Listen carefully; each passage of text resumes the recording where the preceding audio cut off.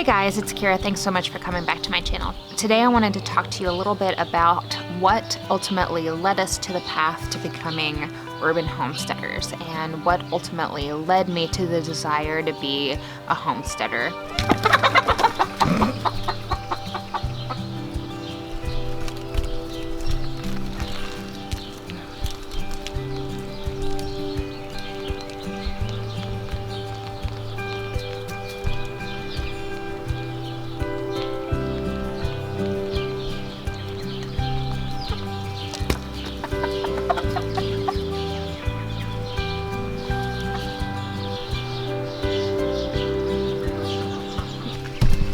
How are you guys doing? We got an egg.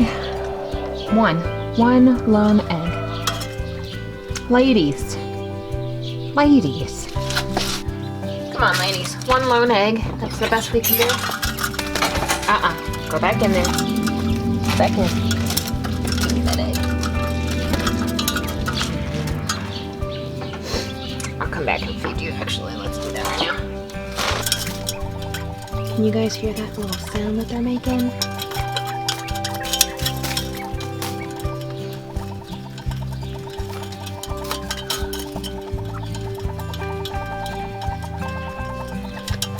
I got one little bitty quail egg. So let me take you back about 10 years ago.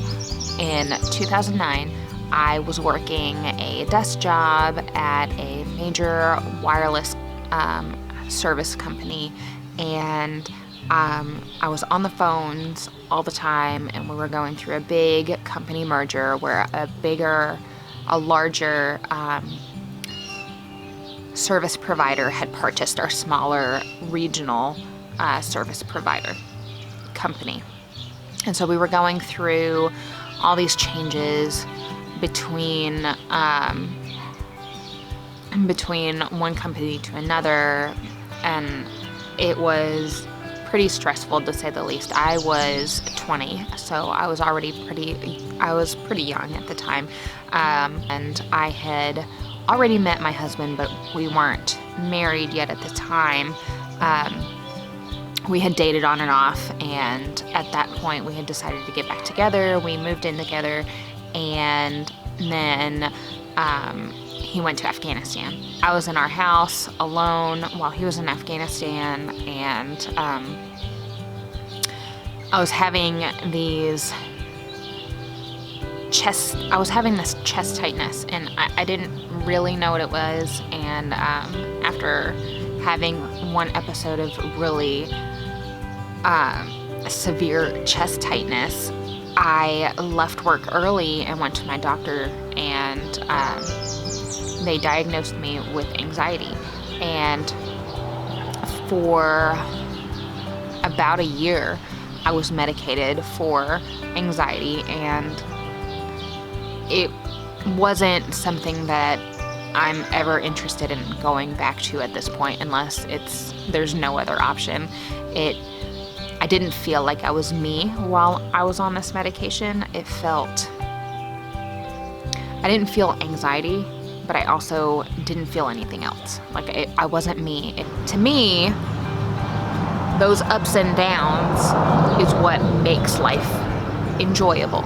So I started to try and pursue other ways to manage my anxiety in a more natural way. And during this, I was working my normal 40-hour-a-week job, and I eventually got really, really sick. And I didn't know what was making me sick, and the doctors didn't know what was making me sick. And I couldn't keep anything down. I was constantly sick. I lost so much weight. I was on the couch for 7 weeks, going to the doctor every single day. And every single day, I had the same complaint. I was throwing up. I couldn't keep anything down. And they had no idea what was wrong with me. And I had constant, horrible abdominal pain, and they had no idea what was wrong. And so they kept sending me out for tests, ultrasounds, CT scans, all sorts of stuff. And finally they sent me, I don't remember the name of the test at this point, but they sent me to go check to see if my gallbladder was still working.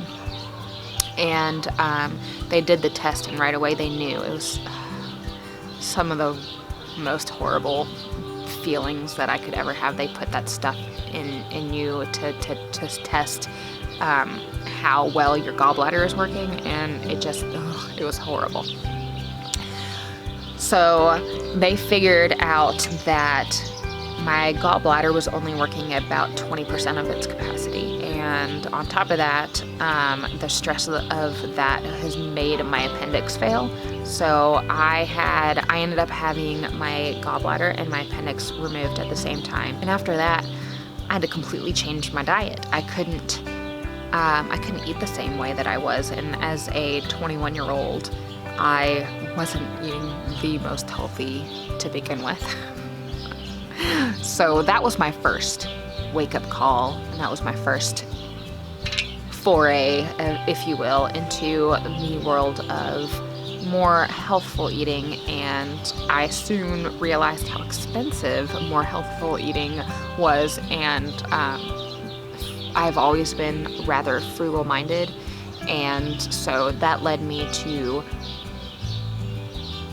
find alternate ways into providing myself with a more healthful food source. Now, my mom and some other women in my family have always gardened as I've grown up, but mostly ornamental gardening. So when I started looking into vegetable gardening, I didn't meet any sort of opposition at all. I was very much encouraged to do that, and that was really great. And so the more that I delved into it, the more I learned about becoming more sustainable, learning how to make my own products and be more frugal and grow my own food. And after my husband and I got married in 2011 and we had our first child in 2012, we quickly realized that he had an allergy to diapers, disposable diapers, and it was every single brand that we tried. He would immediately turn red as soon as he had, as soon as he went to the bathroom. It would, like, literally the instant the urine came in contact with the chemicals of the diaper, he immediately blistered. And so that led me to find something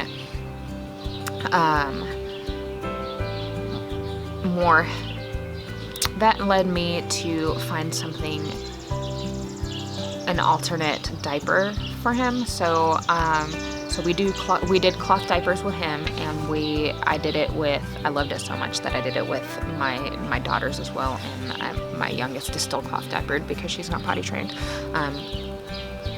But once I started cloth diapering and started getting into the Facebook groups with all the cloth diapers and stuff, that also pushed me more into that type of a community. The mothers on those types of Facebook sites were on the crunchier side, and more health-minded. And so gradually, as the years have gone by, we have become more and more focused on producing the most healthful food for our family, to be as healthy as we can be. And I can tell you that there are times that I don't eat the most healthfully that I should or could, and my body yells at me for it, and I definitely pay the price for it. And when I do have those moments of poor judgment and indulge myself in foods that my body just doesn't like, it reminds me why this is so important. It reminds me why homesteading and growing my own food and raising my own meat and eggs is so important. And while I'm nowhere near producing everything that my family of 5, eat, it's a start, and it's a slow and go process here on my urban lot, and I'm trying to build it up the best that I can and make the most of the space that I can. I'm on 1/5 of an acre, and hopefully when finances and time and everything is right, we'll be able to get our few acres out in the country and be able to eventually be able to provide, I'll hopefully be able to provide 90% of our food. I mean, I've got to be completely honest with you. I'm going to level with you right here. There are things that I'm never going to be able to produce on my own that I wouldn't bring in from outside sources. For example, mangoes. I really like mangoes, or bananas. I really like bananas. There's, in our climate, unless we have really big greenhouses, there's just no way that I'm gonna be able to produce that for our family on a regular basis. However, those are things that are treats, not daily staples. So I'm okay with spending a little bit of an extra dollar on bananas and mangoes here and there when it's not our main source of fruit. So that is what ultimately led me to the path down to homesteading. It's a roundabout sort of way. It started about 10 years ago, and it has very slowly brought us to where we are now. We've moved a lot, and having small children, and my husband coming back and forth from Afghanistan, and moving for positions here.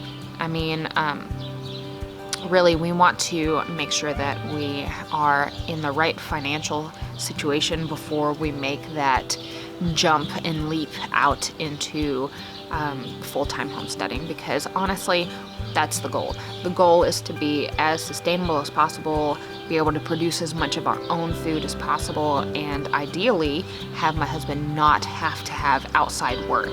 And all of our income and all of our income and everything gets produced on the property that we're at, and so that's eventually the goal that we're working towards. So thanks so much for watching this. I appreciate it. I don't really talk about my health a lot because it's not something that I try to hide behind. It's not something that I try to make excuses for. I have had some ups and downs, but honestly, I'm at a good place, and that's the best that you can hope for, is to just be in a good place of contentment. So thanks for watching, and I'll catch y'all next time. Bye.